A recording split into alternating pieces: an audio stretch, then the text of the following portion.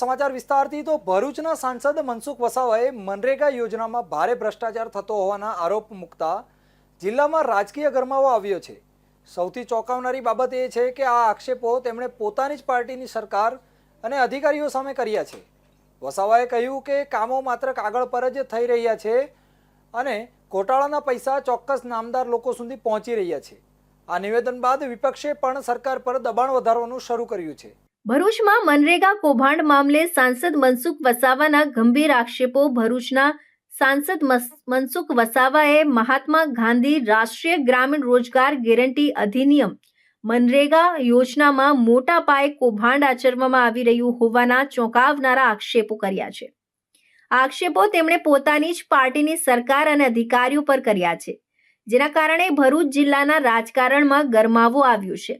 સાંસદ વસાવાએ જણાવ્યું હતું કે મનરેગા યોજના હેઠળ થતા કામોમાં મોટા પાયે ભ્રષ્ટાચાર થઈ રહ્યો છે।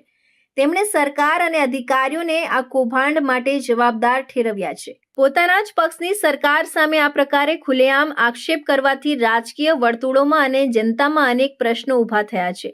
આ સ્થિતિને કારણે ભરૂચ જિલ્લાના વિકાસ અને વહીવટ પર શું અસર થશે તે અંગે અસમંજસની સ્થિતિ પ્રવર્તી રહી છે।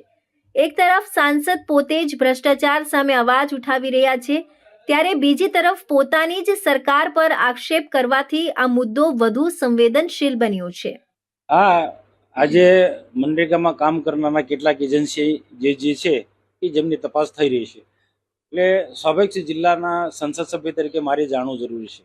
એટલે મેં એમને સામેથી બોલાયા, કામ કર્યું હતું અને હું જાણવું પણ છે એમને।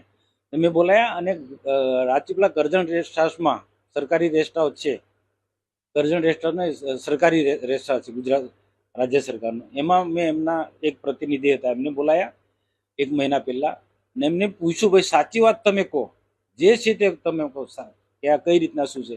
મને બહુ સ્પષ્ટ કહ્યું કે એમણે આ બધું સેટિંગ ગાંધીનગર લેવલથી હોય છે। ગાંધીનગરમાં બેઠેલા ગ્રામ વિકાસ વિભાગના જે પણ જવાબદાર લોકો હોય, કમિશનર હોય કે પછી મંત્રી હોય, આ બધા લોકોનું બધાનું સેટિંગ હોય છે। એજન્સીને કામ મળે ત્યાં સુધીનું સેટિંગ હોય છે અને ત્યાર પછી જિલ્લા વિકાસ અધિકારી હશે કે પછી ડીઆરડી નિયામક છે કે તાલુકાના અધિકારીઓ આમાં બધા ઇન્વોલ્વ હોય અને પદાધિકારીઓ પણ જે ચૂંટાયેલા પ્રતિનિધિઓ હોય, એમાં ધારાસભ્ય હોય કે જે પણ હોય, પાર્ટીના ઘણા બધા દરેક પાર્ટીના લોકોને બધા લોકોને આણે ફંડ આપ્યું, મને કીધું, મને યાદી બતાવી। એટલે આજે તપાસ, એટલે હું કહું કે તપાસ એવી રીતના થવી જોઈએ કે ઉચ્ચ કક્ષાની કમિટી બનાવે અને આખું એને પણ પૂછવું જોઈએ કે કોણ કોણ આમાં ઇન્વોલ્વ છે, કોને કોને એને ફંડ આપ્યું છે। આ આક્ષેપો બાદ સરકાર અને સંબંધિત અધિકારીઓ દ્વારા શું પગલાં લેવામાં આવે છે તે જોવું રહ્યું।